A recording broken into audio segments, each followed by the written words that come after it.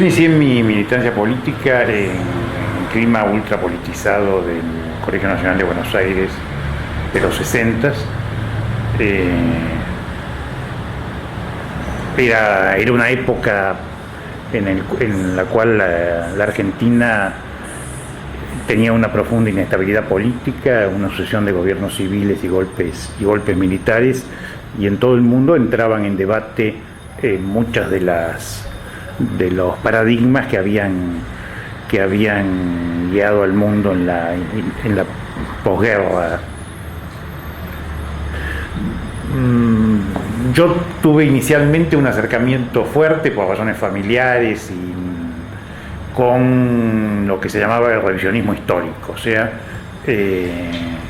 una revisión de la historia nacional en contra de la llamada historia oficial, la historia liberal que había nacido con Mitre y lo que eso significaba en la Argentina.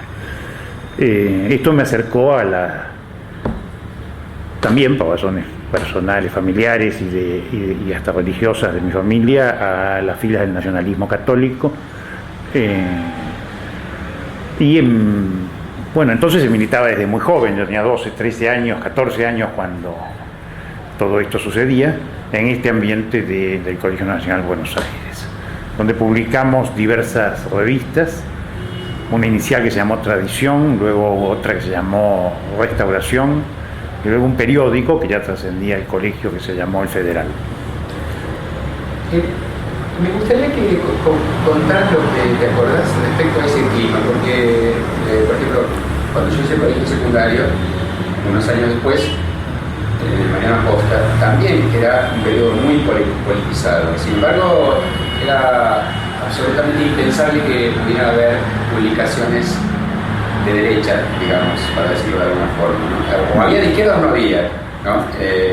Claro, bueno, en Buenos Aires, digamos, los grupos como el nuestro, digamos, nosotros no nos sentíamos de derecha. Claro, yo sé.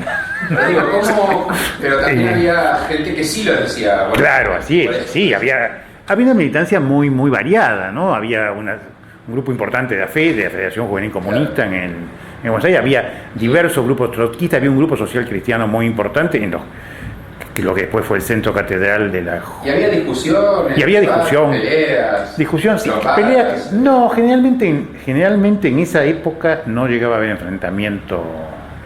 No, yo no recuerdo ningún enfrentamiento físico. Sí, discusiones por el centro de estudiantes y demás. Nosotros íbamos generalmente aliados a las elecciones del centro de estudiantes, íbamos aliados con grupos de izquierda, definitivamente, en contra de los grupos liberales, por llamarlo de alguna manera. Los mitristas, les decíamos. Bueno, lo sabía, claro, sí, era un poco el pensamiento oficial, ¿no? del país. Nosotros decíamos los gorilas también, sí, de aquel entonces, ¿no? Ahí se inicia una confluencia que luego tendrá mucho que ver con la historia argentina, ¿no? En cuanto a muchos de los que luego tuvimos que ver en los 70 en el peronismo revolucionario.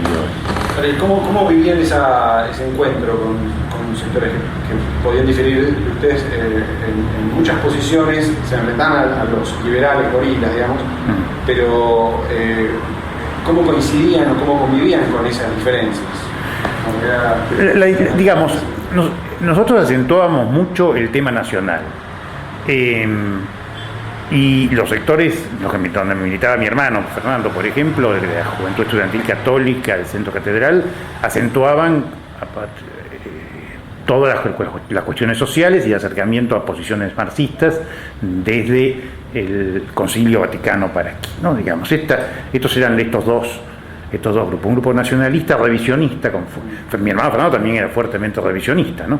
Y tenía actuación en cercanía, bueno, y había toda una izquierda que tenía ese sesgo, y había puentes entre estos dos grupos, que figuras como Arturo Jauretche o Rodolfo Puigros eran puente entre estos sectores, fueron los puentes, ¿no?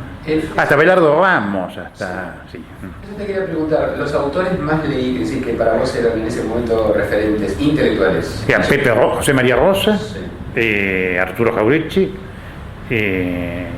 había muchos, ¿no? Pero digamos, esos dos son un poco los centrales de este tipo de... ¿Y ustedes tenían acceso a él? Teníamos diálogo, era gente toda muy abierta a la gente joven, y además como teníamos publicaciones y le pedíamos artículos, publicaciones internas en muchos casos, ¿no? Pero esto va procesando un tema. Nosotros, digamos, los que veníamos de posiciones más nacionalistas nos acercamos a temas sociales, y los que venían de allí se acercan a los temas nacionalistas, y hay una coincidencia en el enfrentamiento al régimen, que se hace fácilmente extensible a un enfrentamiento al imperialismo. Bueno, ahí está el germen de todo lo que fuimos después, ¿no? ¿Y cómo procesaron los nacionalistas y los más sociales, por así decirlo, o esas dos expresiones, cómo procesaron el acercamiento al peronismo y qué veían del peronismo que había sido? Bueno, un poco son procesos distintos que hacen ellos, los socialcristianos y nosotros, pero ambos nos vamos aproximando al peronismo por diferentes vertientes, ¿no? La lucha contra las políticas económicas, yo con una de las revistas que saco especialmente tengo un enfrentamiento fuerte, que tuve capturas y qué sé yo, contra la política económica de Onganía, contra Onganía, pero especialmente contra la política económica de Onganía, contra Krieger Bacena, etcétera. Esto me acerca teníamos además amigos en el peronismo desde siempre que tenían ideas similares, Antonio Cafiero, y esto nos va acercando al peronismo. En determinado momento buscamos, sobre todo nosotros, pero un poco también en grupos socialcristianos, buscamos una salida a la situación de empantanamiento político creado por los golpes militares y la proscripción permanente del peronismo, también a través de golpes militares. ¿No te acuerdas en ese momento si había una tesitura política más o menos clara de Jauretche en relación al peronismo?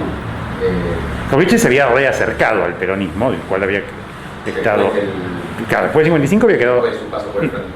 No, antes del 55, ¿no? Claro, había quedado un poco distanciado, luego se había reacercado al peronismo, y en torno a CGT de los argentinos se produce un reagrupamiento de todos estos grupos, y también don Arturo y Pepe, Rosa, ahí confluimos un poco todos, ¿no?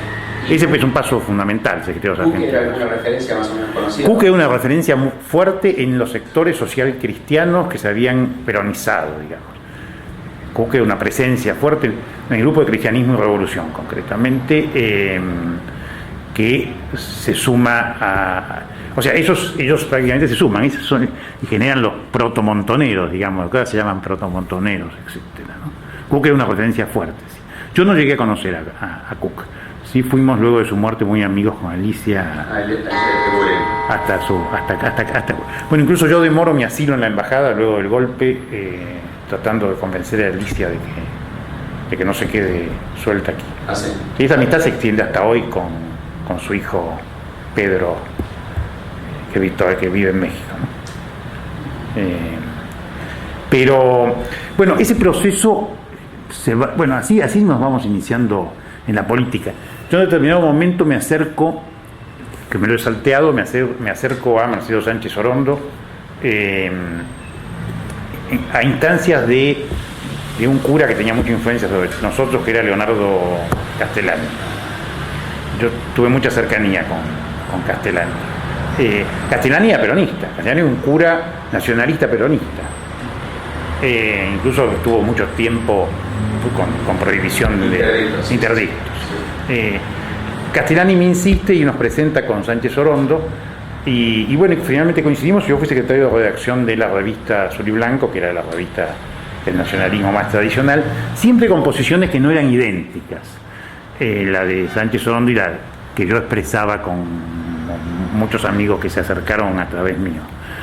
¿En qué puntos no difería? Y nosotros, digamos, hubo un punto concreto que fue la Revolución Cubana, en el cual nosotros fuimos partidarios abiertos, y el grupo de Sánchez Orondo, si bien rescataba cosas, no era partidario, ¿no? Ese fue un punto que toqué. Y luego en la cosa católica muy muy preconciliar que tenían muchos integrantes del grupo de Marcelo, no tanto él, que era más abierto, pero sí que lo que luego fue el grupo Cabildo y demás. En ese entonces todo eso estaba dentro de Azul y Blanco, ¿no? Ricardo Curuchet era parte del grupo, los mayores, ¿no? De los que fueron después del grupo Cabildo. Bueno, con Marcelo tiene mucha cercanía con Ongaro, Sánchez Orondo. O sea, en Secretarios Argentinos también está Marcelo. También estaba el general Labanca y estaba el coronel Ramón Eduardo Molina, e intentamos diversos levantamientos militares que todos salieron mal. Pero esa es la variedad. Nosotros queríamos voltear de alguna manera a Onganía, fundamentalmente porque queríamos voltear a Krieger, a Sena, ¿no? Como diría el lugar. Y todo eso confluyó en Secretarios Argentinos, ¿no? El último fracaso de esto es el intento de levantamiento con el general Labanca, que es, y ahí se produce un alejamiento de años 69, principios de 69. Ahí se produce un alejamiento de estas, tanto nuestro como de los otros grupos. Fernando se va a Cuba con Norma y con Emilio Massa. Y yo me dediqué a completar mi carrera de abogado, que había dejado interrumpida por tantas otras actividades, y ayudar a Secretarios Argentinos, ¿no? Que era un poco el centro. Y luego viene ya la etapa en la cual nacen los montoneros y estamos en otra dimensión. Esta etapa coincide sí, con lo que es el fenómeno universitario de las cátedras nacionales. Sí, con Cao y con... ¿Cómo? Con Roberto Cao y con... Claro. ¿Vos tuviste alguna...? Teníamos con Alcía Argumedo, con Roberto, teníamos buena relación personal, pero hasta ahí, digamos, no militancia. Bueno, tampoco, había cierta militancia conjunta, se organizaban cosas, en Secretarios Argentinos organizábamos cosas todo el tiempo. Yo generalmente daba pequeños cursos sobre historia económica argentina, que era mi tema que me gustaba desarrollar, y esa era la relación con las cátedras, ¿no? Con Alcira fundamentalmente. Bueno, todo esto nos va peronizando, todos nos vamos acercando cada vez más al tema peronista. Bueno, y la militancia en Secretarios Argentinos, y el grupo de Alicia, y el grupo ya que era de Alicia la que sí, un poco piloteaba. ¿Estás con intentos de levantamiento militar? ¿Había algún tipo de respaldo aval de Perón, de sector de su entorno? Siempre había algunos peronistas, o había gente que había viajado y había hablado con el general, pero todavía en esos años la cercanía del general con el movimiento no era tan grande no era tan intensa, digamos así, como fue después. Esto lo he reconstruido después con el tiempo, sobre todo con don Héctor dentro de la embajada. Tuvimos mucho tiempo de hablar. El general de repente tenía una visita por mes. En esos años 66, 67, el bandolismo fue muy fuerte. Y toda la idea de que había que manejar las cosas. El bandolismo nunca enfrentó a Perón, salvo en Mendoza, nunca enfrentó a Perón abiertamente, pero sí lo soslayaba en todo.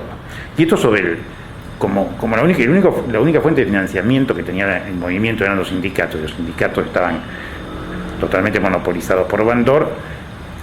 Sobre la dirigencia política esto permeó mucho. Entonces, incluso además antes era más difícil viajar, hasta en relación a cuánto costaba un pasaje, digamos.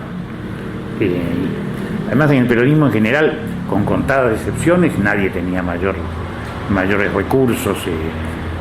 Entonces, realmente era espaciado el contacto con el general. Alguien vinculado a los sindicatos o a los gobiernos de turno, es el que se movía. Claro. ¿Y eso comienza a cambiar con Paladino o antes? No, eso comienza yo diría con Remorino, o sea, con el que antecede. Paladino. Sí, con Jerónimo Remorino, con el cual yo también tuve buena relación.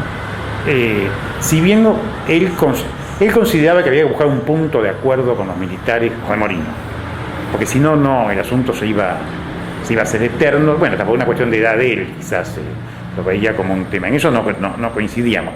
Pero sí conversaba muchas veces con él sobre la situación del peronismo, y él sí viajaba con frecuencia y llevaba gente. O sea, no era... Después Paladino intentó cerrar el juego totalmente, porque tenía muy desconfiado de Morino, era una gente que no abría el juego a todos los sectores, pues era una gente muy segura de sí misma y había sido un personaje importante del peronismo, no era Paladino, digamos. Y ahí comienza a ser intenso él. Y ahí empieza a haber grupos juveniles que comienzan a tener contacto con el general, que eso, el general prácticamente Gustavo Rearte lo conocía y era todo un tema. Gustavo había estado con Perón una vez había estado en Madrid, era todo un tema, ¿no? Ahí comienza tanto el grupo de Alejandro Álvarez, Gallego Álvarez, Guardia de Hierro, incluso Brito Lima viaja, increíble, nunca salía de Morón, y había llegado a Madrid. Ahí comienza a haber claro, va cambiando el mundo también, ¿no? Buenos Aires era muy provinciano, ustedes son más jóvenes todos. Buenos Aires era tremendamente... El Buenos Aires, el Nacional Buenos Aires del que estoy hablando, es un Nacional Buenos Aires del cual el grueso de los alumnos íbamos en tranvía. Las 4 líneas de tranvía que pasaban por la esquina del Cine y Bolívar, ¿no? Era otra cosa. En avión eran pocos los que habían viajado de mis compañeros, no solo al exterior, sino internamente, ¿no? Era todo una... Bueno, ahí va cambiando bastante el mundo, y yo creo que se va generando en el país cada vez más la idea de que es imprescindible alguna participación de Perón. O sea, todo el mundo va dejando de lado la posibilidad de una salida por arriba del peronismo.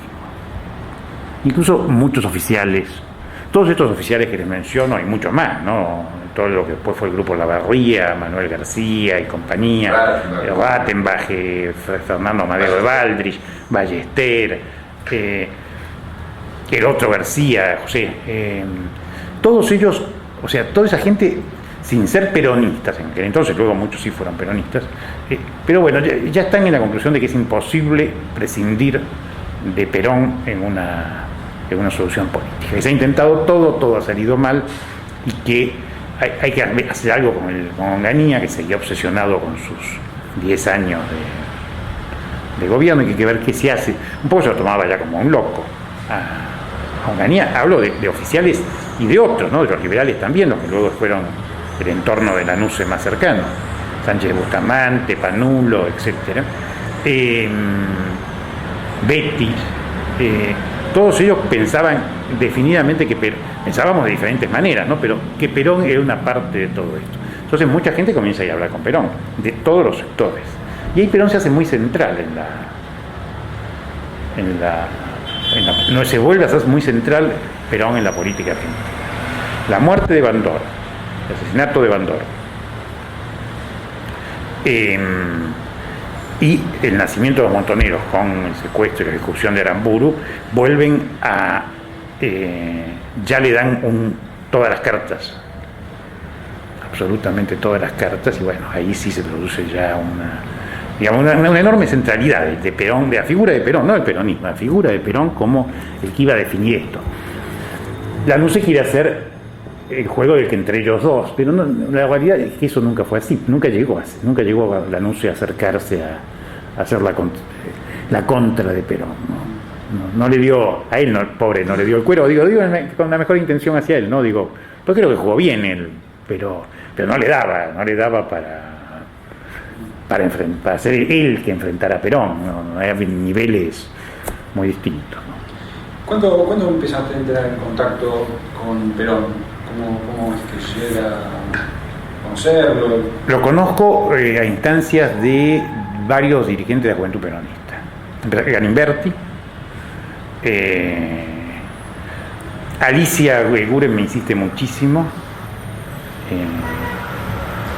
Alicia no tenía mayor acceso al general, ellos habían quedado distanciados, y me veía más presentable el diálogo con el general.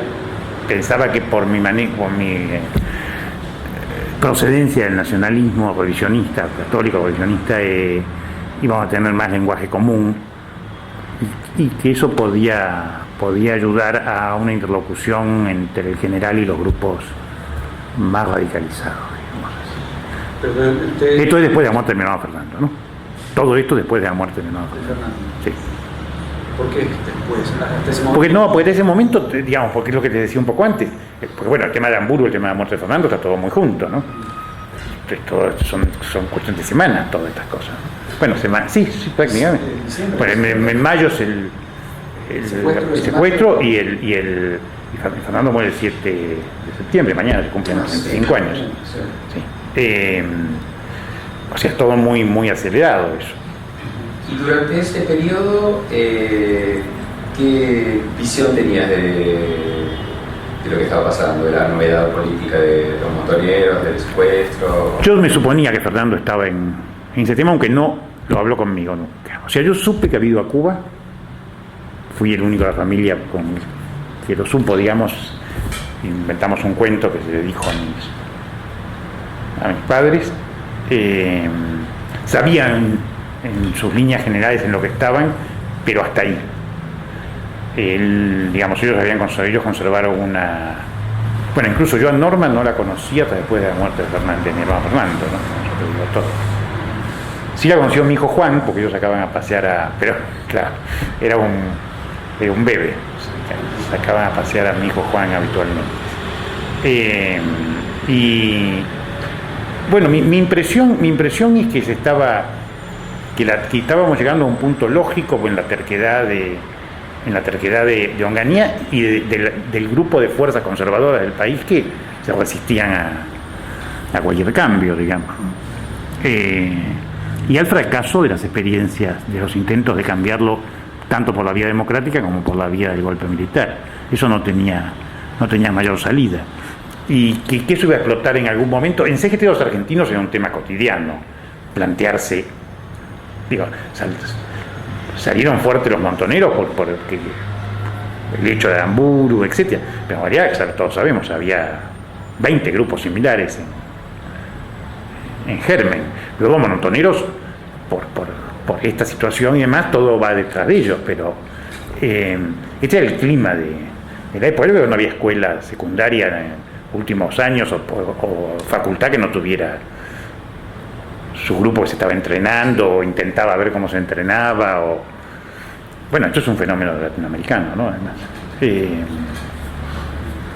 Sí, perdón. Sobre el caso particular de Aramburu, ¿vos tuviste dudas sobre cuáles eran las implicancias políticas o cómo venía la posible complicidad de sectores del gobierno, todo lo que se habló en ese momento? No, eso parte de un error central, que es confundir a Fernando conmigo.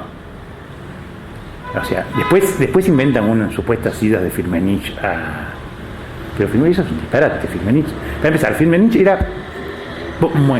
era muy poco importante en la estructura original de Montoneros. Él no podía haber hecho ninguna negociación política. Digamos, está bien, era un grupo muy chico, pero dentro del grupo chico era el menor de edad y de rango, digamos, así, por llamarlo de alguna manera. Y por otra parte, ellos no tenían ningún tipo de contacto militar. El que tenía contactos militares era yo. Y luego también en esas versiones, versiones que motivaron libros incluso y demás, se mezclan épocas del gobierno de Onganía. Un cierto enfrentamiento entre un sector liberal y un sector nacional se da los primeros 90 días de Onganía, ¿no? Pero 90 días, no pasó de 90 días. Y nosotros apoyábamos, teníamos tratos desde Azul y Blanco con Borda en Interior, Salimey, y todo eso es arrasado por Krieger Bacena. Nosotros quedamos abiertamente enfrentados con el gobierno, digo Azul y Blanco ahora, ¿no? Al punto tal de que Azul y Blanco es clausurado, Sánchez Redondo va preso, sacamos entonces Segunda República, figurando Luis Rivet como director, la clausuran, Luis Rivet va preso. Todo esto es inmediatamente antes de Secretarios Argentinos. Ya desde antes de Secretarios Argentinos tenemos un enfrentamiento abierto. O sea, ya no había líneas nacionales en el gobierno de Onganía. Esto es un invento. Eran todos liberales, eran todos de la tradición del Ejército Colorado, digamos. Por más que habían sido azules algunos de ellos formalmente, pero eran de la tradición absolutamente antiperonista. Y era imposible pensar en que alguien pensara en que había que matar a Aramburu en ese gobierno no tenía ninguna lógica. Y que hubiera alguien del campo nacional que participara de eso, menos lógica todavía, porque no había vínculo. Yo creo que fue un invento de la primera hasta la última línea, ¿no? Que sigue hasta hoy, cada tanto reaparece hay un solo dato que pueda apuntar hacia esa dirección. Inicialmente es la confusión de Fernando conmigo y con cierta cercanía, porque nosotros el día del golpe de Onganía sí lo apoyamos, pero eso no dura 60 días el apoyo, A los 4 números estamos clausurados y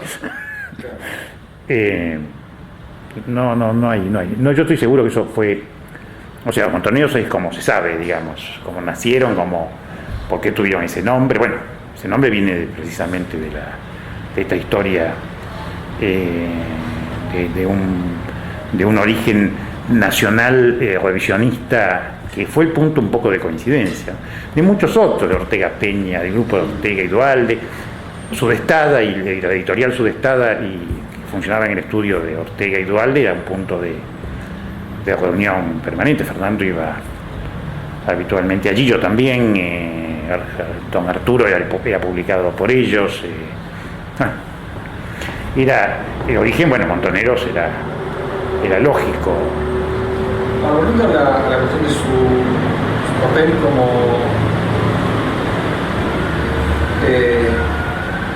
mediador entre el general Perón en el exilio y los grupos juveniles.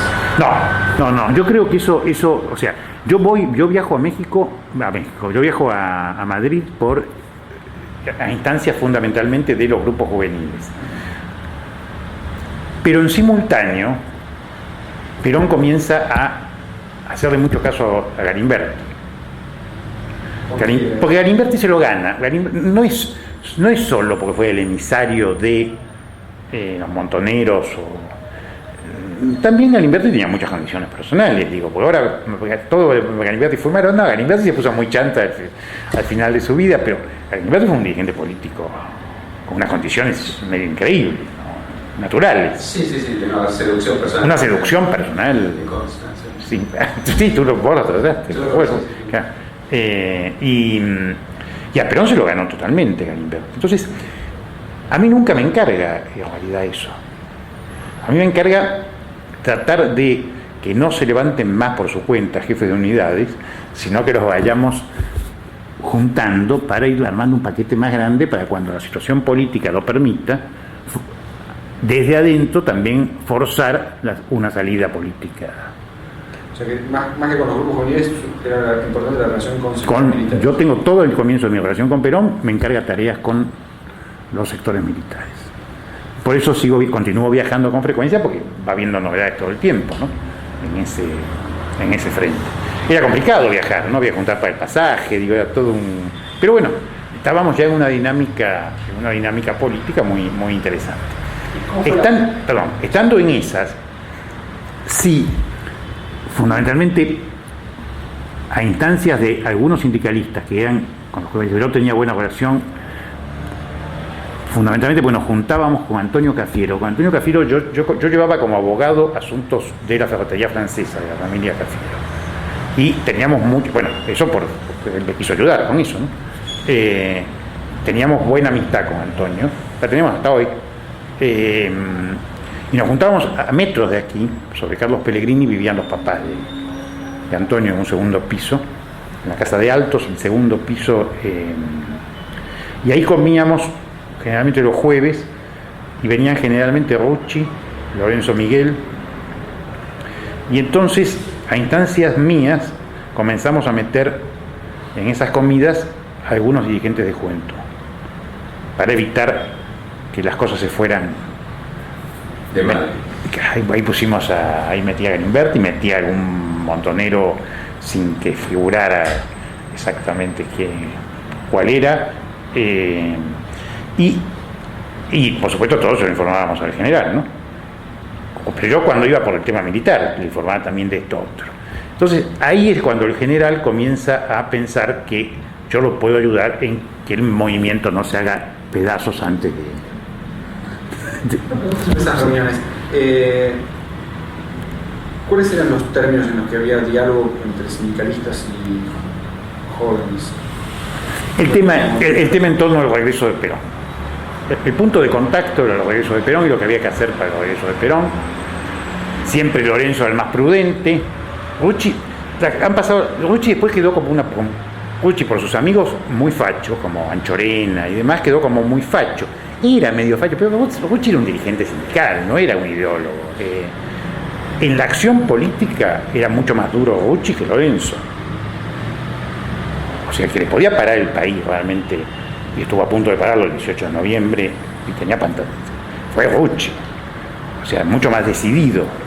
Y en eso había coincidencia con los compañeros de Montoneros, y que teníamos que traer a Perón sí o sí. Este era el punto, y cómo se iba a hacer eso. Se había pagado mucho el CGT de los argentinos, que hubiera sido un punto de conflicto. ¿Ustedes se acuerdan? Sí. Se había pagado mucho. El mismo Ongaro personalmente se había pagado mucho. Entonces no existía ese problema, y entre los metalúrgicos, completamente. No había tampoco discusiones en términos de largo plazo, o sea, No. Sí. No había discusiones. Era mejor no meterse. No, yo me acuerdo porque es gracioso, porque como fue después la historia en determinado momento. Un día estábamos comiendo aquí a la vuelta, llega la noticia de que estaba Helbar que llevaba Helbar una semana en Madrid hablando con Perón. Estamos hablando del año 71. Y eso, la alarma frente a ese hecho, sí, unió a todos. No puede ser, porque bueno, pero era por motivos diferentes, obviamente. Pero la coincidencia fue la alarma porque Helbar estaba lavándole la cabeza al general. Una pregunta sobre Galimberti. En la entrevista con Righi, Esteban Righi, él sostiene que ni Cámpora ni él tuvieron noticias hasta muy avanzado el 73 de que Galimberti estaba vinculado con Montoneros. Es imposible. O sea, Galimberti no era de Montoneros. Si el bebé dice eso, es así, digamos. O sea, Galimberti se integra. Era Jaén, ¿no? Porque él tenía su grupo, Jaén, pero él quería ser montonero. Claro. Y entonces, pero él funcionaba como enlace de los montoneros de manera permanente. Aunque no era de la organización, él se integra a la organización no sé si después del 11 de marzo o después del 25 de mayo, pero ahí.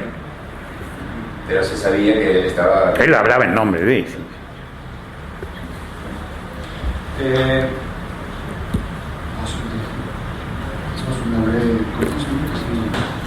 ¿Cómo es entonces que usted llega a ser el secretario del partido socialista? Yo fui secretario general del movimiento peronista. El partido era de estructura política para las elecciones nada más, digamos. No tenía secretario, no. Sería yo, digamos, haría las veces también yo. A ver, hay que situarnos un poco.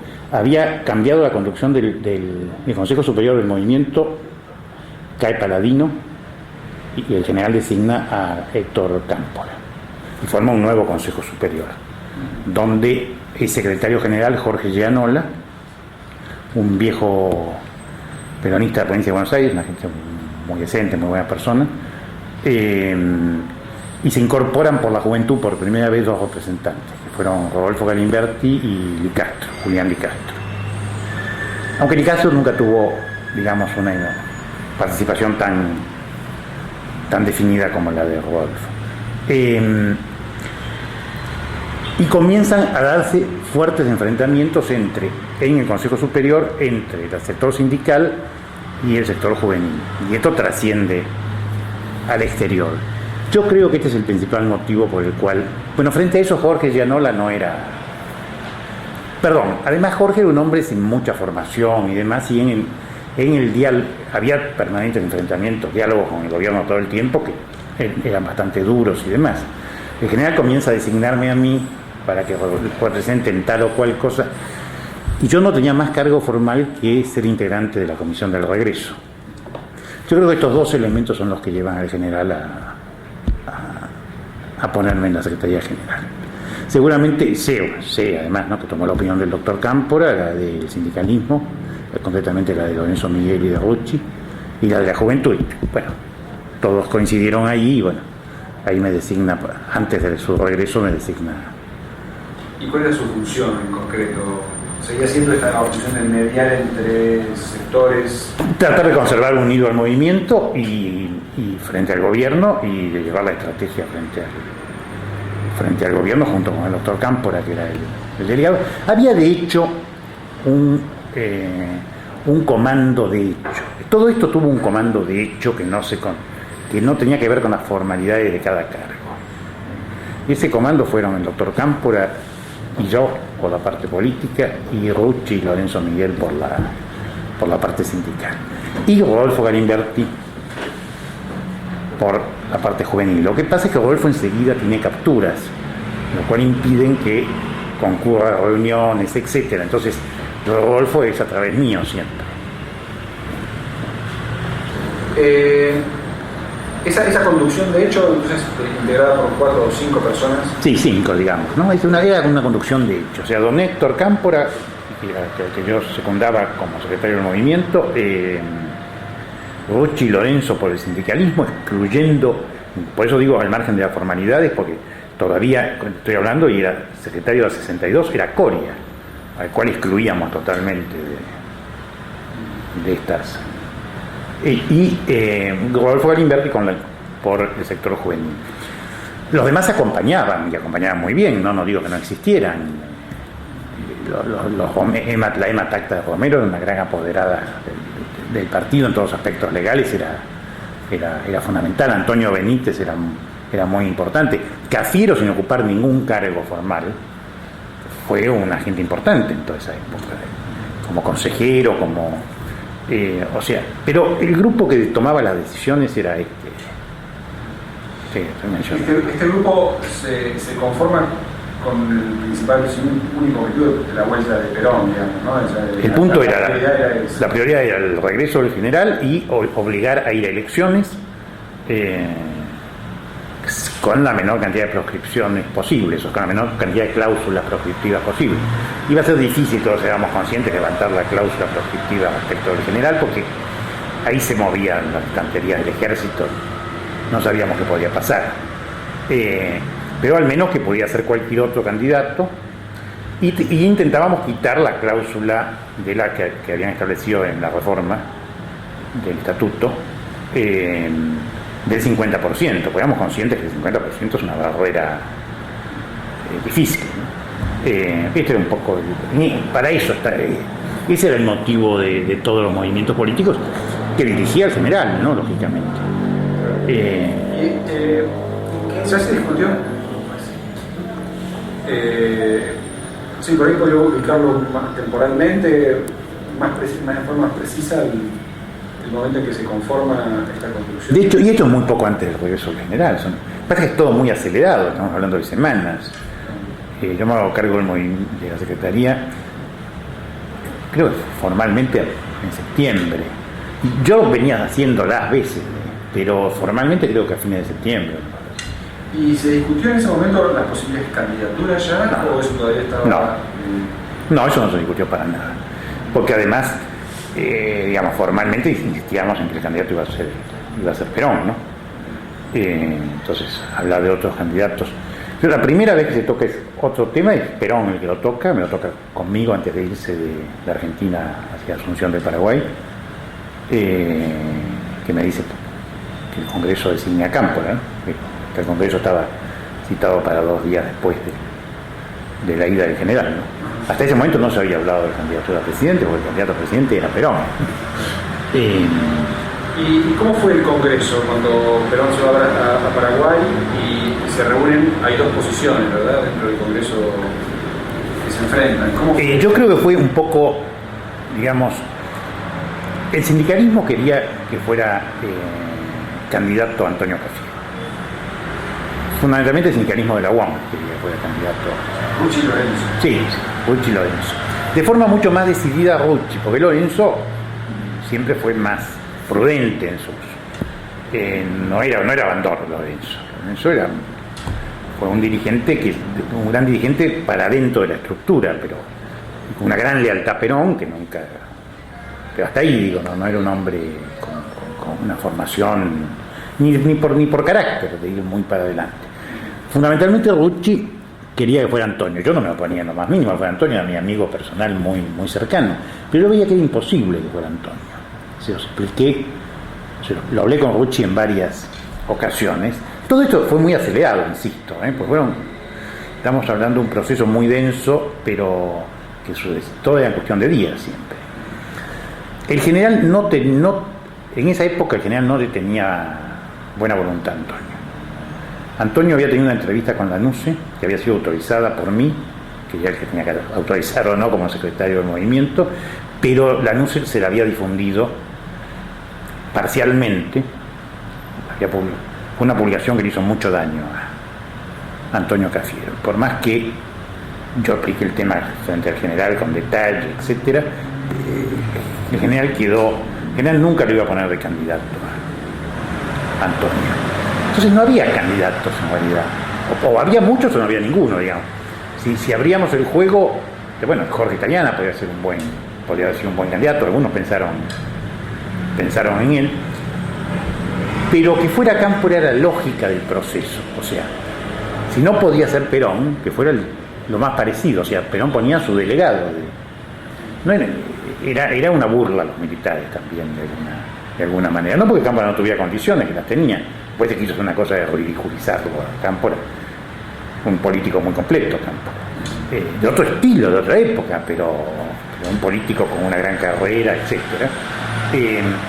Entonces era lógico que fuera. Bueno, el general me dice que sea Cámpora, y me dice que se lo diga a Rucci recién, porque Rucci no sabía, ¿no? Que se lo diga a Rucci recién cuando el avión haya remontado a Augusto. Y así hago yo, ¿no? Pues en Ezeiza despega él para Asunción y ahí se lo digo a Rucci. Rucci se puso como loco. Rucci y Cámpora no se quisieron. Esto no es ideológico. Ahí había también parte de los viejos resentimientos entre el sector político y el sector sindical del peronismo, que ahora esto parece desdibujado ya ahora es otra la política y otro el peronismo, pero en aquel entonces eso se sentía, no se querían, el sector sindical y el sector político no se querían. Rucci era como la quinta esencia del sector sindical, groserón, de hablar fuerte, y Cámpora era quizás la quinta esencia del político, cuidadoso en sus maneras, eran aceite y vinagre, no se querían, y Rucci quiso evitar de cualquier manera quiso abrir una nueva instancia de diálogo con Perón en Asunción, demorando el Congreso. Yo le dije que no lo demorábamos, tuvimos un choque bastante fuerte, iniciamos el Congreso. En el Congreso, la provincia de Buenos Aires era muy fuerte el grupo de congresales, y estos estaban en contra de la candidatura de Cámpora, casi todos, prácticamente todos. ¿Cómo se había conformado cómo se elegían los congresales? Había habido un proceso interno que se había hecho apenas salido Paladino, se había hecho muy como se había podido en cada distrito. Recién se estaban normalizando los partidos, no había un padrón confiable de afiliados. En realidad fue un proceso bastante caótico. Yo no era todavía secretario del movimiento cuando se hizo ese proceso. Tengo referencias Yo vi cómo fue en la capital. En la capital fue un diálogo en el cual se pusieron de acuerdo los grupos y se designaron los congresales. No hubo elección formalmente. Pero ese acuerdo estaba asegurado por... Se daban formas legales, pero digo. Pero digo, ¿era asegurado desde arriba con alguna intervención o era más espontáneo? ¿Era un consenso que finalmente resultaba de negociación entre grupos? ¿Cómo se formó el Congreso? Sí, también hay varias. Hay varias cosas. O sea, una cosa es cómo se formó el Congreso Nacional Justicialista, que es el que en el cual se da este enfrentamiento para decidir el candidato a presidente. Donde sí hubo no intervenciones, sino que yo mandé veedores, yo designé un veedor por provincia. Porque en la provincia, si no, iba a terminar a los tiros todo, en todas las provincias. Entonces, los que iban de veedores, todo el mundo sabía que oponerse a lo que dijera el que iba de veedor era complicado. Yo tenía fama de pesado y la usé para esto, porque si no hubiéramos jamás... Yo no puse ningún candidato en todo el país. O sea, yo puse lo que me dijo el general que pusiera, lo puse. Porque después quedó la leyenda que a Obregón Cano lo puse yo, que a Videgain lo puse, que a Martínez Vaca, que a Aragón, y esto no es cierto. Los gobernadores los puso Perón. ¿Quién iba a poner un gobernador a Perón? No conocerlo, pensar que íbamos a manejar eso. Pero sí, el que intentara correrse de la línea que había, y como en el caso de Ancho Arenas, iba expulsado. Y esto fue otro sistema, son estos veedores que fueron a cada una de las provincias. Pero eso es el sistema de los veedores para la elección de los candidatos. De los candidatos en cada provincia. Claro, pero antes de eso, la normalización del movimiento. Del partido, perdón. Había habido elecciones, porque en algunas provincias, por ejemplo, en Salta había 2 líneas que sí fueron elecciones, con poca votación, porque el padrón se armó en 2 meses.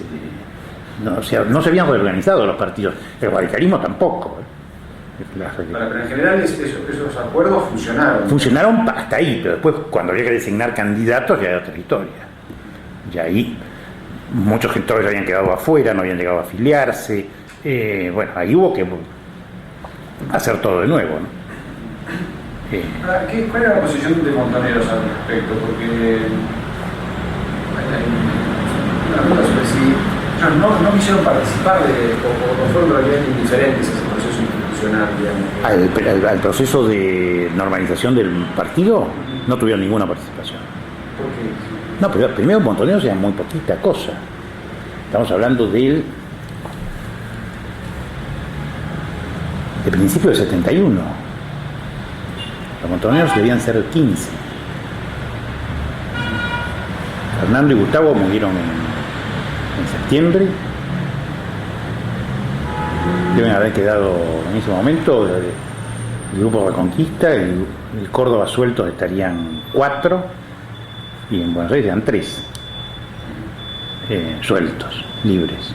O sea, Montoneros después crece. Pero en ese entonces no tuvo ninguna participación.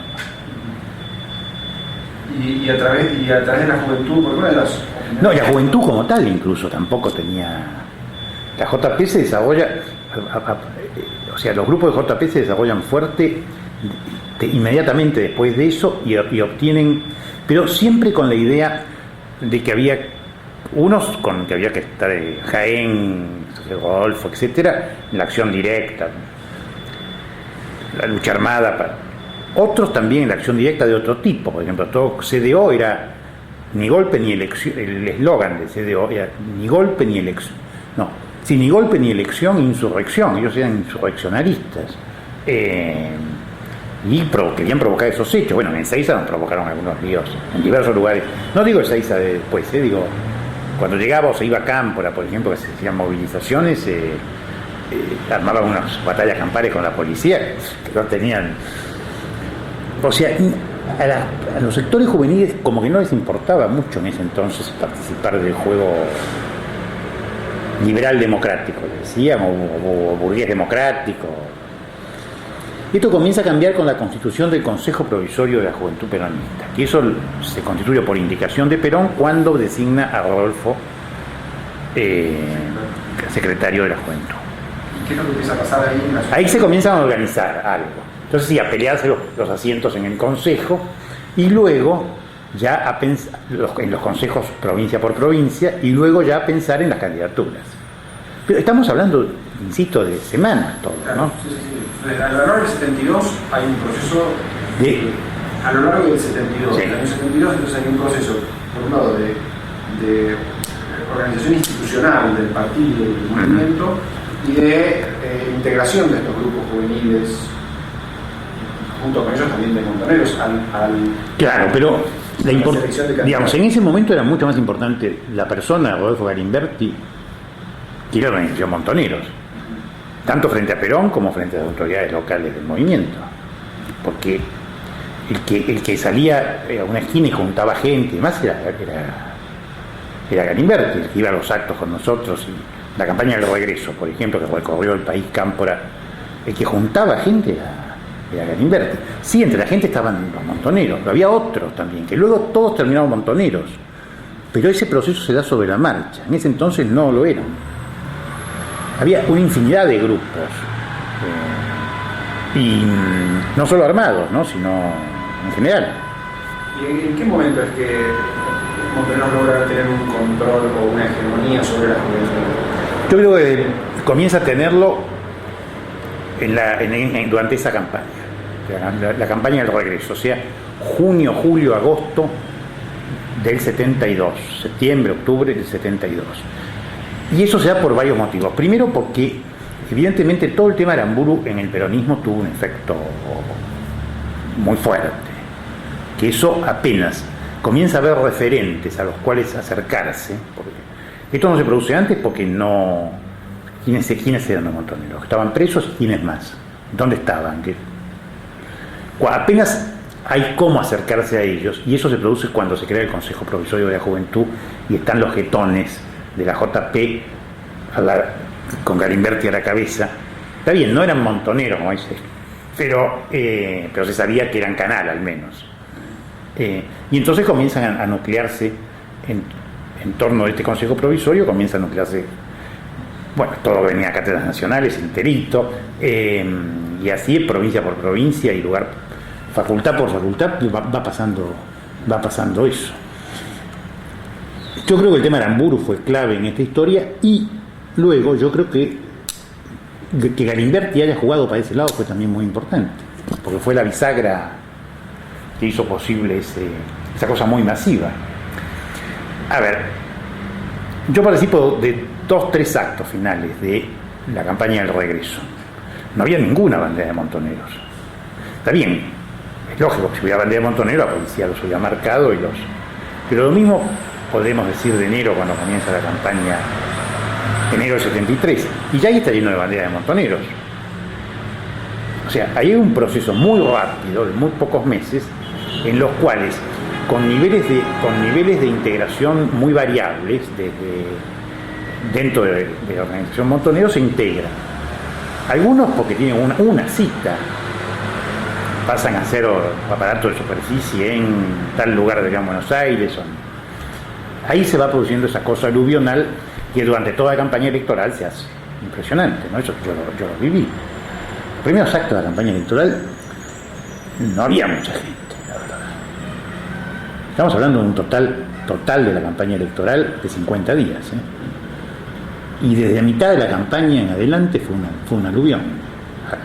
Hubo muchos actos de 30-40.000 personas que en esa Argentina que salía de la veda política total, que es una locura, en La Plata, en Córdoba, en todos lados, en lugares del interior de la provincia de Buenos Aires, y luego nunca más hubo actos o actitos nomás. En Pergamino hubo un acto impresionante, en Pergamino, con banderas de montoneros. Yo no sé dónde había montoneros en Pergamino, pero increíble, ¿no? Un lugar conservador como... hay ese proceso aluvional hacia Montonero.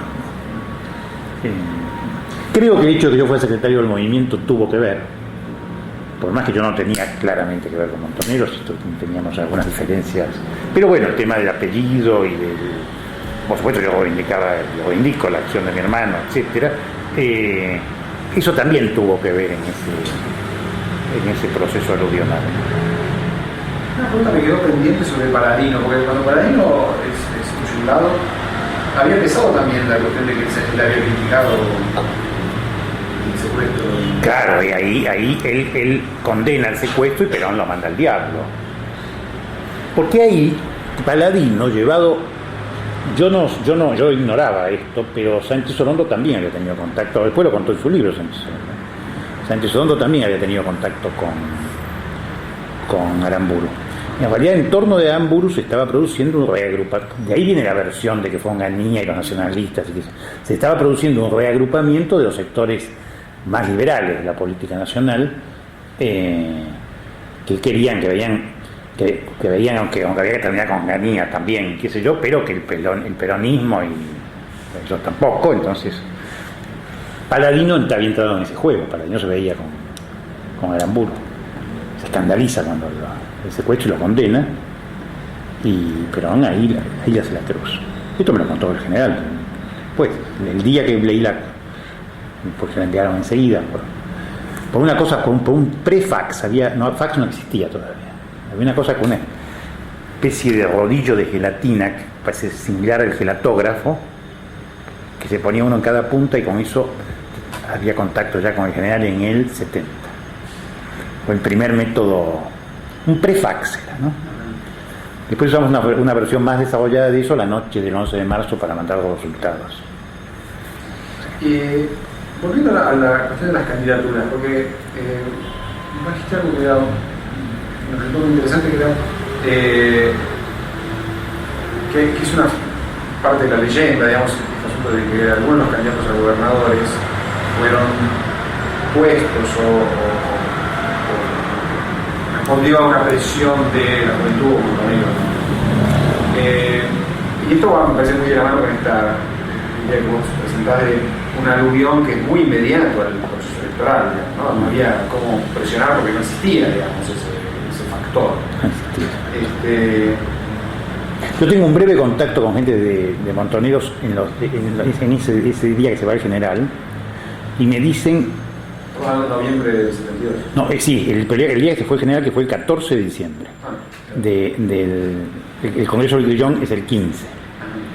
El 14 me encuentro con un compañero de Montoneros que me quería ver, un compañero de Córdoba. Bueno, Roberto Vidaña, que después fue diputado. Y Roberto me dice, por favor, que no te vayan a sorprender, en Córdoba queremos que sea Antún. ¿Cómo le digo? Sí, Julio Antún. O sea, la única opinión para un gobernador de Córdoba que recibí formalmente de la organización Montoneros se iba a poner a Julio Antún, no a Ricardo Obregón Cano. O sea, para darte la idea de... Con Videgain no tenían ni contacto.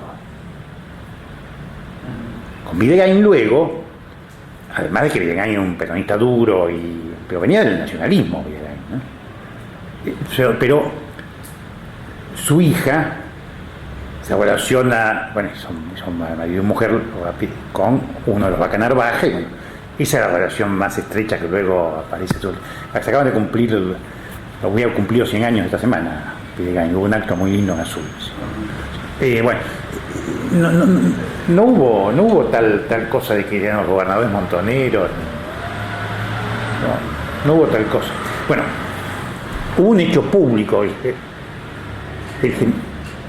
Hubo un hecho público, el general a mediados de enero, y precisamente por conducto de Héctor Cámpora hijo, me envió una carta que hace publicar él, hay indicaciones a Cámpora que se publican en todos los diarios, en el cual me felicita por el manejo de todo el tema de su regreso, o sea, me felicita fundamentalmente por el tema de candidaturas, y hace una mención especial del tema provincia de Buenos Aires. Dice algo así como muy bien lo de Anchorena, que lo de Anchorena era la expulsión. Con pocas lecciones como esas, los canallas entrarán en razones. Me acuerdo, esta carta te puede dar, pero fue famosa en aquel entonces.